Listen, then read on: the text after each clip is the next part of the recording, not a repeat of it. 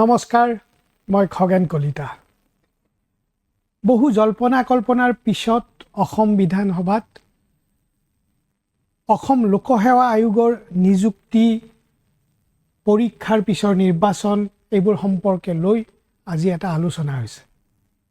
ই নিঃসন্দেহে গুৰুত্বপূৰ্ণ আলোচনা আৰু এনেকুৱা আলোচনা হ'লে বিধানসভাৰ মজিয়াত আজি যি ধৰণে অসম লোকসেৱা আয়োগৰ পৰীক্ষা, বাছনি, নিযুক্তি এই সন্দৰ্ভত যিবোৰ আলোচনা, যি ধৰণে আলোচনাটো হৈছে, এই এনেকুৱা আলোচনা হ'লে সম্ভৱতঃ আমাৰ ৰাইজে এটা দিশ লাভ কৰিব, আমাৰ ৰাজ্যখনে কোনফালে গৈ আছে।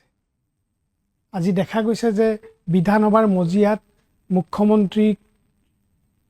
মুখ্যমন্ত্ৰীকে ধৰি বিধানসভাৰ সদস্যসকলে অত্যন্ত ধৈৰ্য আৰু শালীনতা ৰক্ষা কৰি তেওঁলোকে আলোচনাটোত অংশগ্ৰহণ কৰিছে। অধ্যক্ষ বিশ্বজিৎ দৈমাৰীক সেইকাৰণে ধন্যবাদ দিবই লাগিব যে তেখেতে আজি বৰ সুন্দৰকৈ পৰিচালনা কৰিছে। কিন্তু আজিৰ আলোচনাটোত যিখিনি কথা ওলাই আহিছে, অসম বিধানসভাৰ পৰা অসম লোকসেৱা আয়োগৰ নিযুক্তি, বাছনি এইবোৰক লৈ সুদীৰ্ঘকাল যি বিতৰ্ক চলি আহিছে, এই বিতৰ্কৰ লৈ অসম বিধানসভাৰ মজিয়াৰ পৰা, বিশেষকৈ চৰকাৰৰ ফালৰ পৰা ৰাইজে এটা বাৰ্তা পাব। কি সেই বাৰ্তাটো?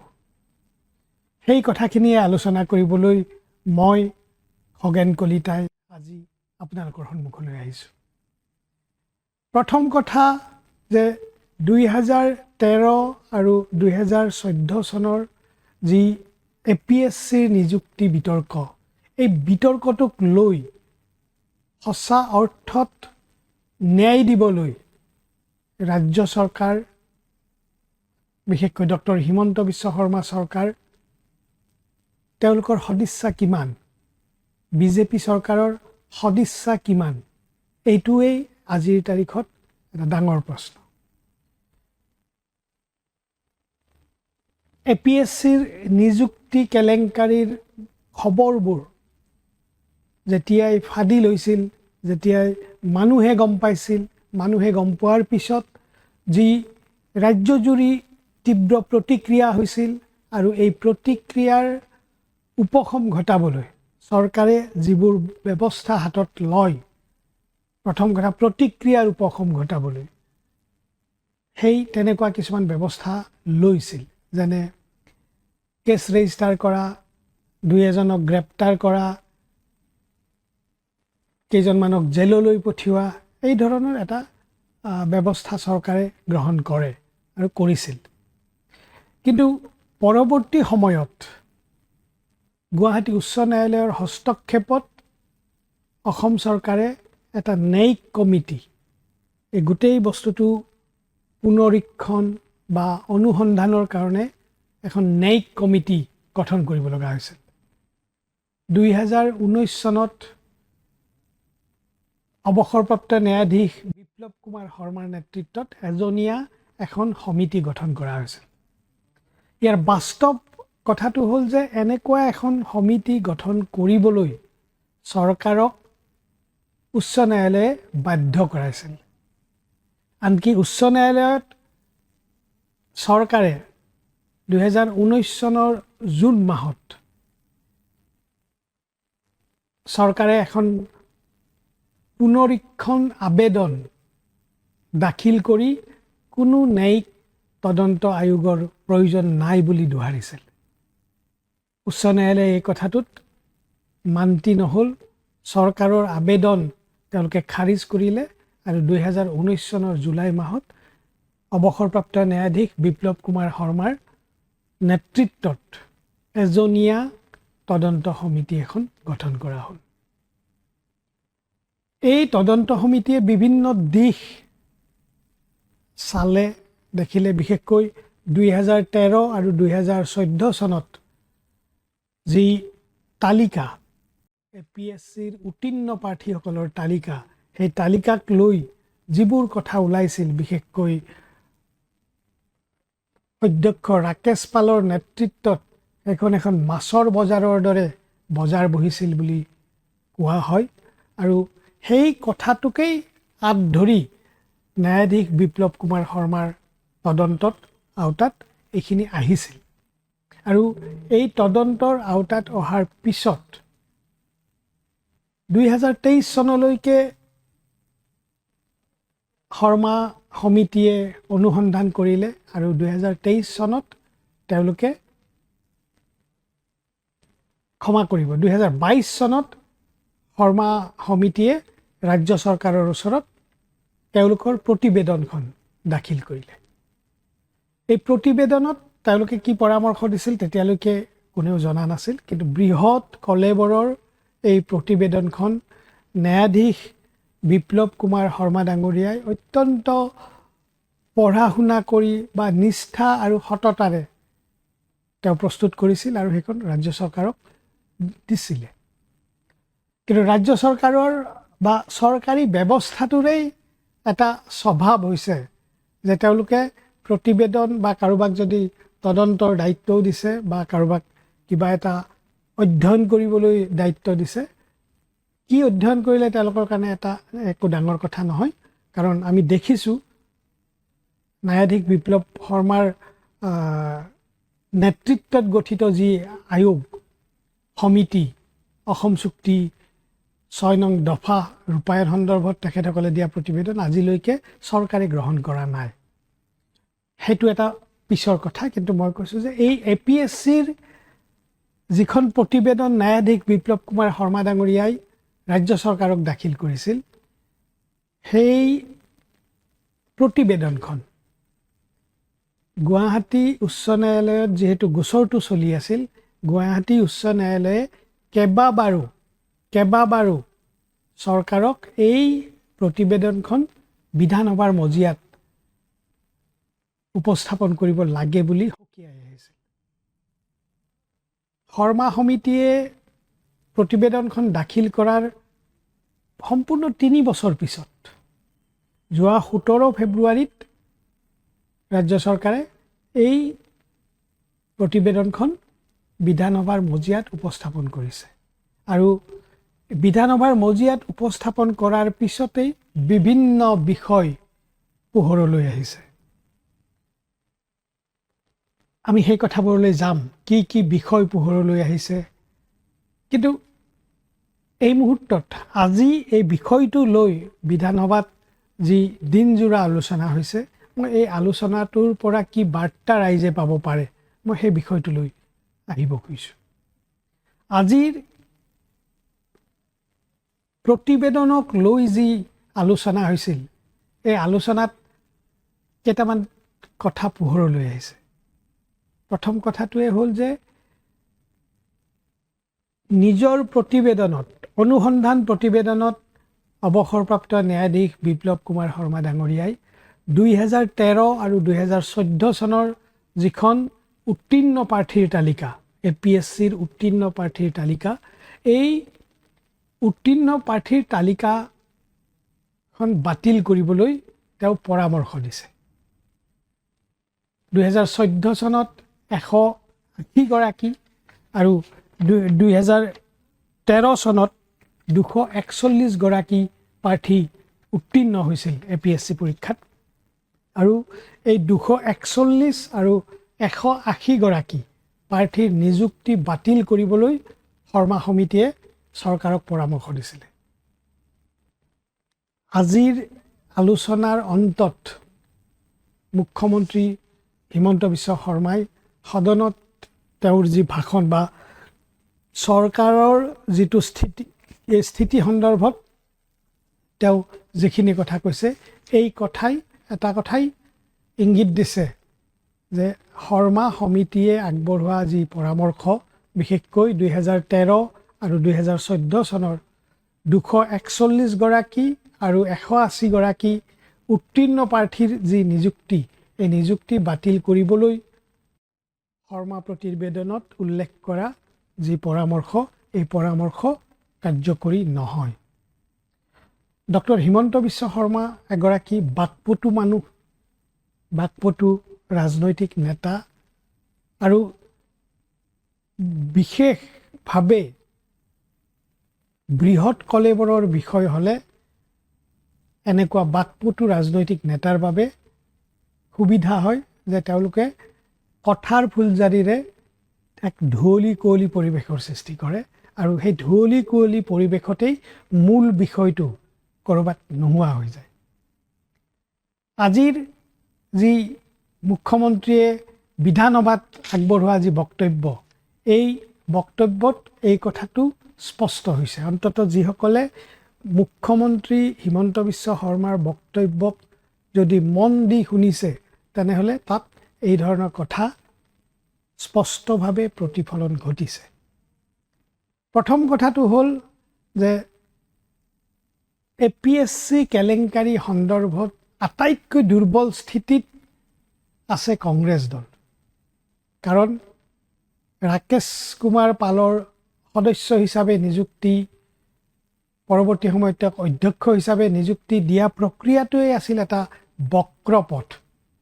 নীতি নিয়ম উলংঘা কৰি ৰাকেশ কুমাৰ পালক প্ৰথমতে অসম লোকসেৱা আয়োগৰ সদস্য আৰু পৰৱৰ্তী সময়ত তেওঁক অধ্যক্ষ হিচাপে নিযুক্তি দিয়া হৈছিল। আৰু আটাইতকৈ গুৰুত্বপূৰ্ণ কথাটো হৈছে যে সেই সময়ৰ মুখ্যমন্ত্ৰী প্ৰয়াত তৰুণ গগৈৰ হস্তক্ষেপতেই এই কামটো হৈছিলে। সেইবাবেই কোৱা হৈছে যে আজিৰ তাৰিখত আটাইতকৈ দুৰ্বল অৱস্থালৈ গুচি গৈছে APSC নিযুক্তি কেলেংকাৰী সন্দৰ্ভত, সেয়া হ'ল কংগ্ৰেছ দল। শেহতীয়াভাৱে তেওঁলোকে কেৱল ক'ব লগা হৈছে যে প্ৰয়াত মুখ্যমন্ত্ৰী তৰুণ গগৈ যিহেতু ইহ সংসাৰত নাই, তো স্বাভাৱিকতে তেখেতক আজুৰি একো কথা ক'ব নালাগে। এইটো হ'ল তেওঁলোকৰ আমি ডিফেন্স দিয়াৰ বুলি যাক কওঁ আমি, আত্মপক্ষ সমৰ্থনৰ তেওঁলোকৰ এইটোৱেই একমাত্ৰ পইণ্ট। কিন্তু দেখা গৈছে যে তৰুণ গগৈ ডাঙৰীয়াৰ কাৰ্যকালত যদিও ৰাকেশ পালৰ নিযুক্তি হৈছিল, কিন্তু এই কথা ঠিক যে তৰুণ গগৈ ডাঙৰীয়াই ৰাকেশ পালক বা APSCৰ যিকোনো সদস্যক অন্ততঃ তোমালোকে দুৰ্নীতি কৰা নিযুক্তিৰ ক্ষেত্ৰত এইবুলি নিশ্চয় ক'তো কোৱা নাছিল। আৰু সেইটো কথাই তৰুণ গগৈৰ সম্ভৱতঃ সামাজিক আৰু ৰাজনৈতিক জীৱনত তৰুণ গগৈ অন্ততঃ কোনো বেয়া কামৰ সমৰ্থন নকৰা এজন ব্যক্তি হিচাপে তেখেত মনত থাকিব, সকলোৰে অসমবাসীৰ মনত থাকিব। সেই কংগ্ৰেছ দলে স্বাভাৱিকতে তেওঁলোকে নিজক ৰক্ষাৰ চেষ্টাত অৱতীৰ্ণ হ'ব লগা হৈছে। আনকি কথাটো হ'ল এনেকুৱা যে ৰাকেশ পালক অসম লোকসেৱা আয়োগলৈ অনা সেই সময়ৰ যিসকল কংগ্ৰেছ নেতা আছিল, এইটো আনুষ্ঠানিকভাৱে ক'তো আলোচনা হোৱা নাই, কিন্তু অনানুষ্ঠানিকভাৱে কিন্তু প্ৰায় প্ৰতিগৰাকী কংগ্ৰেছীয়ে জানে যে সেই সময়ত বৰাক উপত্যকাৰ এগৰাকী প্ৰভাৱশালী কংগ্ৰেছ নেতা, তেওঁ মন্ত্ৰীও আছিল, তেওঁৰ পৃষ্ঠপোষকতাতেই ৰাকেশ পাল তৰুণ গগৈৰ ওচৰলৈ গৈছিল। আৰু তাৰ পৰৱৰ্তী সময়ত ৰাকেশ পালে জালিয়াতিৰে হ'লেও অসম লোকসেৱা আয়োগৰ সদস্য হিচাপে নিযুক্তি লাভ কৰিছিল। তেনেকুৱা সেই সময়ৰ কংগ্ৰেছৰ নেতা, বিশেষকৈ মন্ত্ৰীসকল ৰাকেশ পালৰ গোটেই নিযুক্তি প্ৰক্ৰিয়াটোত লোকসেৱা আয়োগৰ সদস্য বা আৰু অধ্যক্ষ হিচাপে নিযুক্তিৰ ক্ষেত্ৰত অকল তৰুণ গগৈৰে ভূমিকা আছিল এনেকুৱা নহয়। মুখ্যমন্ত্ৰী হিচাপে তেওঁৰ একমাত্ৰ চহীটো তেওঁৰে আছে। কিন্তু ৰাকেশ পালক সোণৰ কণী পৰা হাঁহ হিচাপে আগত লৈ কংগ্ৰেছৰ বহু নেতাই ৰাকেশ পালৰ পৰা সোণৰ কণী আদায় কৰি লৈছিলে। আৰু এই কথাটো আজি কংগ্ৰেছ দল অত্যন্ত দুৰ্বল স্থিতিত আছে কাৰণে তেওঁলোকে প্ৰত্যাহ্বান জনাব পৰা নাই। যে ৰাকেশ পালক সোণৰ কণী পৰা হাঁহ হিচাপে আগত লৈ সোণৰ কণী সংগ্ৰহ কৰা সেই সময়ৰ বহু কংগ্ৰেছ নেতা আজি বিজেপি দলত আছে। আৰু সেইবাবেই কংগ্ৰেছ দলে প্ৰত্যাহ্বান জনাব নোৱাৰিলেও বিজেপি কিন্তু নৈতিকভাৱে এক প্ৰত্যাহ্বানৰ সন্মুখীন হৈছে। আৰু সেইবাবেই ৰাকেশ পালে বক্ৰপথেৰে নিৰ্বাচন কৰা আৰু পৰৱৰ্তী সময়ত অসম চৰকাৰে তেওঁলোকক বিভিন্ন উচ্চ পদবীত নিযুক্তি দিয়া সেইসকল অসামৰিক বিষয়াই হওক বা আৰক্ষী বিষয়াই হওক, তেওঁলোকৰ গাত হাত দিবলৈ এই চৰকাৰে সাহস কৰিব পৰা নাই। তাৰ কাৰণ বহুতো আছে, ইয়াত গোটেই কথাবোৰ মই আলোচনা কৰিব খোজা নাই। কিন্তু চৰকাৰে এফালে বিপ্লৱ শৰ্মা সমিতিৰ প্ৰতিবেদন বিধানসভাত উপস্থাপন কৰিছে, কিন্তু তাৰ যি আটাইতকৈ ডাঙৰ যিটো বিষয় আছিলে, যিটো পৰামৰ্শ আছিল শৰ্মা সমিতিয়ে আগবঢ়োৱা, সেই পৰামৰ্শটো কিন্তু কাৰ্যকৰী কৰিব নোৱাৰাৰ কিছু কাৰিকৰী কাৰণ ব্যাখ্যা কৰি মুখ্যমন্ত্ৰীয়ে বিষয়টো ধুৱলি কুঁৱলী কৰাৰ চেষ্টা চলাইছে। অৰ্থাৎ তেওঁলোকৰ যে সদিচ্ছা নাই এই বিষয়টোত, এই সৰ্বসাধাৰণ ৰাইজে ন্যায় পাব লাগে, এই কথাটোৰ ক্ষেত্ৰত যে বিজেপি চৰকাৰৰ বা হিমন্ত বিশ্ব শৰ্মা চৰকাৰৰ সদিচ্ছা নাই, এই কথাটোৱেই যেন প্ৰমাণ কৰিছে। যদি সদিচ্ছা আছে বা থাকিলহেঁতেন, তেনেহ'লে অন্ততঃ অৱসৰপ্ৰাপ্ত ন্যায়াধীশ বিপ্লৱ শৰ্মা ডাঙৰীয়াৰ প্ৰতিবেদনত যি প্ৰধানকৈ উল্লেখ কৰা যিটো তেওঁলোকৰ পৰামৰ্শ, সেয়া আছিল যে 2013 আৰু 2014 উত্তীৰ্ণ APSC পৰীক্ষাত উত্তীৰ্ণ প্ৰাৰ্থীৰ যি দুখন তালিকা আছিল, 2013ত 241 গৰাকী আৰু 2014ত 180 গৰাকী, এই তালিকা দুখন তেওঁলোকে কেনচেল কৰিব পাৰিলেহেঁতেন বা কেনচেল কৰিম বুলি তেওঁলোকে বিধানসভাত এক সিদ্ধান্ত দিব পাৰিলেহেঁতেন। সেই সিদ্ধান্তটো তেওঁলোকে দিয়া নাই। কিয় দিয়া নাই? মই প্ৰথমতে কৈছোঁ যে যিসকল উচ্চপদস্থ বিষয়া তেওঁলোকৰ গাত হয়তো হাত দিবলৈ বা তেওঁলোকক চুই চাবলৈ এই চৰকাৰে সাহস কৰিব পৰা নাই।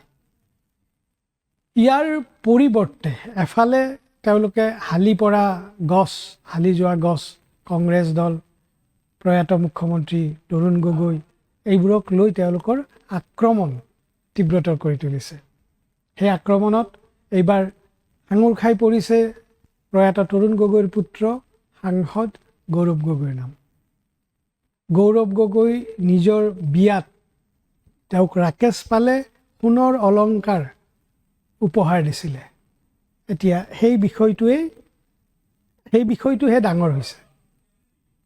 নিযুক্তি প্ৰক্ৰিয়াটো বিভিন্ন অনিয়মৰ মাজেদি যে হৈছিল, সেই কথাটো কিন্তু গুৰুত্বপূৰ্ণ হোৱা নাই। এতিয়া গৌৰৱ গগৈ ইনকাম টেক্সত সেইটো জনাইছেনে নাই যে তেওঁ কিমান পালে, কিমান উপহাৰ পাইছিল বিয়াত, সেই কথাটো ইনকাম টেক্সে জানিব পাৰিছেনে নাই, সেই কথাটোহে যেন ডাঙৰ কথা, তেনেকুৱা এক ধাৰণা দিয়াৰ চেষ্টা চলোৱা হৈছে। তাৰ পৰিৱৰ্তে কিন্তু অসম বিধানসভাত ইতিমধ্যে ৰাইজৰ দলৰ বিধায়ক, একমাত্ৰ বিধায়ক আৰু ৰাইজৰ প্ৰতিনিধি, যি সঁচা অৰ্থত ৰাইজৰ প্ৰতিনিধি বিধানসভাত, অখিল গগৈ, এই অখিল গগৈ ডাঙৰীয়াই কিন্তু তেওঁৰ নিজৰ নামো সাঙুৰ খাইছে, যদিও সেই কথাটোৰো কিছু বিতৰ্কিত কথা। কাৰণ এনেকুৱা এজন মানুহৰ মুখত অখিল গগৈ আৰু তেওঁৰ এগৰাকী সতীৰ্থৰ নাম ওলাইছে, যিজন মৃগেন শইকীয়া নামৰ মানুহজনৰ ভাষ্য ন্যায়ালয়ে কোনো কাৰণতে গ্ৰহণ কৰিবলৈ সন্মত হোৱা নাছিল। তাৰ পিছতো অখিল গগৈয়ে কিন্তু বিধানসভাৰ মজিয়াত কৈছে যে CBI তদন্ত হওক আৰু তাত নাম থকা তেওঁকে সামৰি অখিল গগৈক সামৰি যিসকলৰ নাম এই বিপ্লৱ শৰ্মা তদন্ত সমিতিৰ প্ৰতিবেদনত উল্লেখ হৈছে তেওঁলোকৰ বিৰুদ্ধে CBI এনকুৱাৰী হওক, CBI তদন্ত হওক। খুব সম্ভৱ একমাত্ৰ অখিল গগৈ এনেকুৱা এজন মানুহ, এনেকুৱা এজন প্ৰতিনিধি যিয়ে নিজৰ বিৰুদ্ধেও CBI তদন্ত বিচৰাৰ সাহস আৰু সততা দেখুৱাবলৈ সমৰ্থ হৈছে। ইয়াৰ পূৰ্বেও অখিল গগৈয়ে তেখেতৰ পত্নী ডক্টৰ গীতাশ্ৰী তামুলীৰ নিযুক্তি সন্দৰ্ভত মুখ্যমন্ত্ৰীয়ে বিধানসভাত কোৱা কথাৰ প্ৰতিবাদ কৰি তদন্ত বিচাৰিছে। তেওঁৰ বাসগৃহৰ সন্দৰ্ভত মুখ্যমন্ত্ৰীয়ে উত্থাপন কৰা অভিযোগ সন্দৰ্ভত তদন্ত বিচাৰিছে, সেইটো তেওঁ নিজে বিচাৰিছে। আৰু আটাইতকৈ গুৰুত্বপূৰ্ণ কথাটো হ'ল যে এই চৰকাৰে সেই তদন্ত ঘোষণা কৰিবলৈও সাহস কৰিব পৰা নাই। আজি APSCৰ নিযুক্তি কেলেংকাৰীক লৈ যি আলোচনা হৈছে, এই আলোচনাই এইকেইটা কথাকেই পোহৰলৈ আনিছে যে সঁচা অৰ্থত চৰকাৰৰ সদিচ্ছাৰ ওপৰত এটা প্ৰশ্নবোধক চিহ্ন উদয় হৈছে। অখিল গগৈয়ে এই সমগ্ৰ বিষয়টোত ৰাইজক স্পষ্টভাৱে ন্যায় প্ৰদানৰ পক্ষত তেওঁ থিয় হৈছে আৰু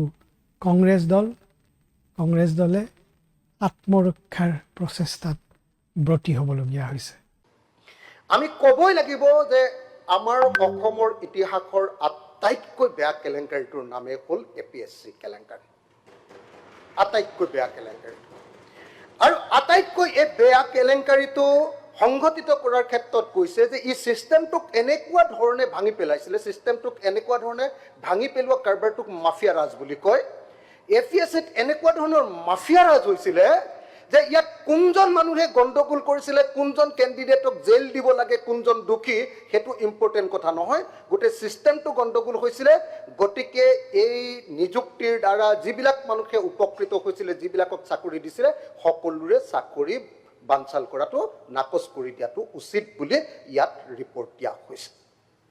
মই ভাবোঁ অধ্যক্ষ ডাঙৰীয়া, ৰিপৰ্টটো সম্পৰ্কে যিয়ে আলোচনা নকৰোঁ লাগিলে আটাইতকৈ যিটো লজিকেল কনক্লুজনত আমি বিধানসভা আহিব লাগিব, সেইটো হ'ল যে 2013 আৰু 2014 চনৰ CCEৰ যি পৰা যি নিযুক্তি লাভ কৰিছিলে তেওঁলোকক সকলোকে এতিয়া নিযুক্তি বাতিল কৰা হ'ব নে নহয়।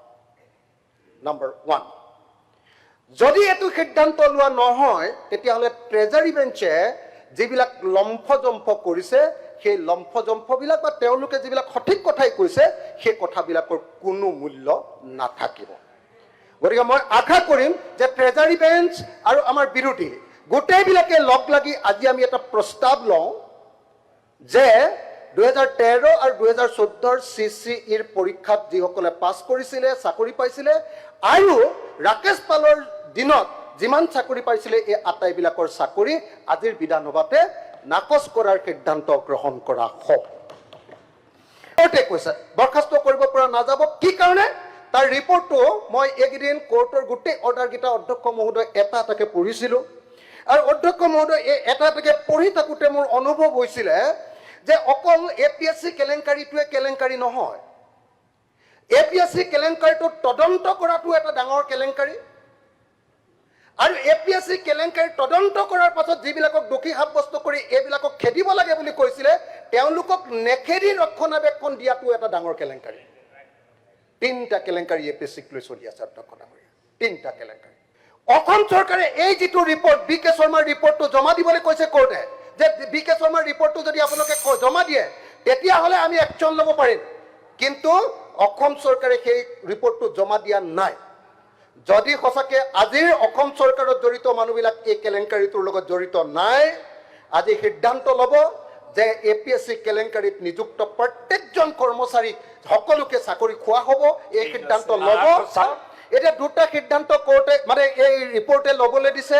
এক নম্বৰটো হ'ল যে গোটেইবিলাকৰ চাকৰি খাব লাগে বুলি চৰকাৰে সিদ্ধান্ত ল'ব লাগে আৰু 2 নম্বৰটো সিদ্ধান্ত ল'বলৈ দিছে যে কোনে এই গোটেই কেলেংকাৰীটো কৰিলে তাৰ ওপৰত CBI তদন্ত দিব লাগে CBI তদন্ত হ'ব লাগে সিদ্ধান্ত হ'ব লাগে কংগ্ৰেছৰ এই দুটা সিদ্ধান্ত হ'ব লাগে। দুৰ্গা দাস বৰা কংগ্ৰেছ এই দুটা পাৰ্টি সিদ্ধান্ত দুৰ্গা দাস হ'ব লাগে। বৰা যদি এই দুৰ্গা দাস গণ্ডগোল বৰা। কৰি আছে মানে তেখেতসকলৰ ভয় আছে দুৰ্গা দাস বৰা ধন্যবাদ ধন্যবাদ ধন্যবাদ ক্ৰছ কাৰেণ্টৰ আজিৰ এই আলোচনাত আপোনালোকে অংশগ্ৰহণ কৰাৰ কাৰণে মই ধন্যবাদ জনাইছোঁ। ধন্যবাদ, শুভৰাত্ৰি।